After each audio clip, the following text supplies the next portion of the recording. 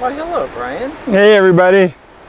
How are you today? Yeah, I'm doing good. Just hanging out by the Kings River. Wonderful. So what are you going to talk to us about today? 5 things that surprised me about becoming an author. All right, 5 things that surprised you about being an author. I bet there was probably 10,000. Yes. But is this a top 5 or a random 5? It's a random 5. Random 5? Yeah, pretty close to my top 5 though. Okay, great. Yeah. Well, let's jump right in. What are some of the 5 things that you didn't know about becoming an author? Well, the first thing, number 1, was writing the book was really the easiest part of becoming an author. Writing the story, no matter how hard it is, it really is just the beginning of becoming a published author. So, like, what percentage of the workload or the process is the actual writing of the book, would you say? That's writing the book. It's probably 50% of becoming an author. It's the part that takes almost the longest because of the editing and how many times you have to go over and over and over your manuscript to get it layered just right to play out how you want the book to play out. So the beginning's not so boring and the ending doesn't wrap up too fast. Wonderful. Yeah. And I know as an author, what authors love to do is write. So 50% of the work is doing what you love to do, which is write. So give us a general idea of what's the other 50%? Well, the other 50% kind of breaks down into editing, and that was another big surprise for me, was the amount of editing it takes for a manuscript long before the reader gets to read it.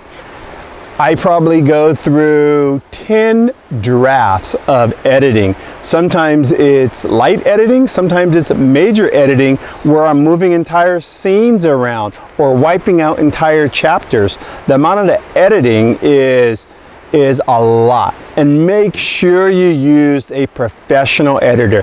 Don't ask your friends to edit. Don't ask your mom to edit for you, because you really do need a professional editor. What I have found is even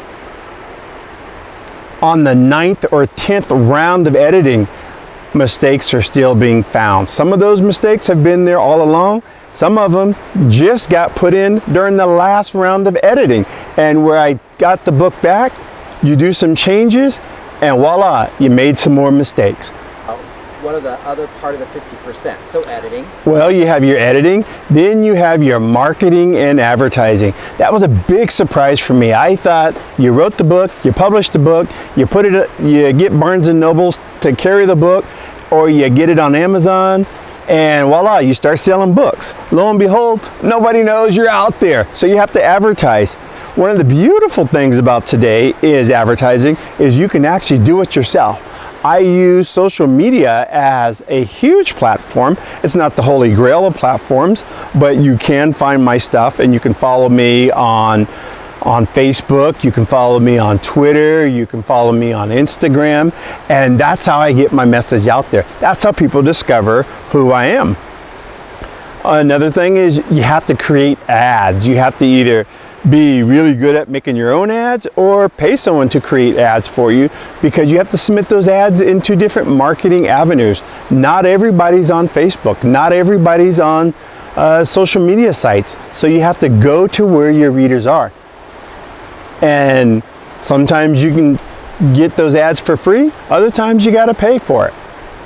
And that was a big surprise for me. No matter if you go traditional publishing or you self-publish, you still have to market your own book. That was a huge surprise with how much marketing goes into getting your book out there, making sure everybody sees it. If you don't have a marketing degree, guess what? You're gonna have to do just like I did. Spend hours and hours on researching how to market your book. So I would think for a lot of authors who might typically like the quiet, into themselves, into their own head, where a lot of creative process happens, it's hard to come out of that into a very public forum for marketing, for sales, for connections. Yes. That could be pretty hard for that personality type. Yeah, that brings me to number 4.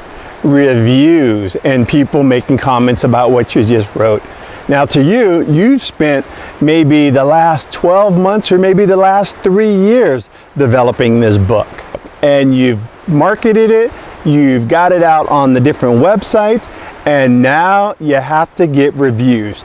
You have to have reviews for your book because that's what keeps it going. That's what keeps it out there. That's what keeps it fresh, is people review, or people will see the reviews and they say, oh, I want to read this book. Or someone else may be talking about the book and you say, oh my goodness, I didn't know about the book. So reviews are really, really important. However, with the reviews come the critics. Keep in mind, the book is your baby. You spent all this time creating the book. You're passionate about the book. You love the book, and not everybody's going to love your book. Come on now, let's be real. I've read books that I don't like. We've all read books that we didn't like. We've read books that we couldn't even finish. But as an author, that's the last thing you want to read, is someone hated your book. But it's true. Not everyone's going to like your book. The hard part for me as an author is developing this thick skin. When you read a review and someone says, oh, my 5th grader writes better than he does, that kind of burns a little bit. Or they say, does this person even speak English because the grammar is so bad? And then you're like, really? My book? What are you talking about? But not everyone's going to like your book, and not everyone's going to be diplomatic on how they say or what they say they didn't like about the book. Some people are very mean, and you have to kind of develop a thick skin and realize that that's only their opinion. So was that number 5? That would be number 4. Number 5 is one of the greatest thing that's going to happen when you become an author is when you get that manuscript and you turn it into a book. You get that copy of the book in your hand for the first time. It's an absolutely amazing feeling to know that, wow, I created this book. And if there's no other reason to keep moving and keep pushing when you're writing this book, it's going to be an amazing feeling when you get the book in your hand. Okay, in a quick recap, the 5 things I didn't know about becoming an author is 1, you got to write the book. And writing is the easiest part, writing the story. 2, you got to edit the book. That takes a ton of work. You edit over and over and over, and no, you can't edit by yourself. You have to hire someone or know someone who's a professional editor to do the job for you.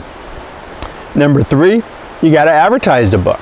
Yeah, no one's going to know the book is out there unless you put it out there. You got to get it on social media. You got to get it in the hands and in front of the eyes of who you want to read your book, your readers.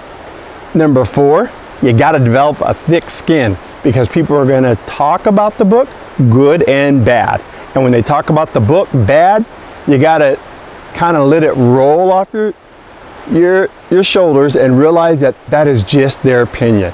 Not everyone's going to like your book. Number 5, keep pushing and getting that book done because it's going to be an amazing feeling when you get that book in your hand. When it goes from a manuscript to an actual book in your hand, to know that you created this baby, it's an amazing feeling. Make me want to be a writer. You probably are a writer. You just got a story inside of you that needs to come out. Great. Thank you so much, Bryan. That's really great information.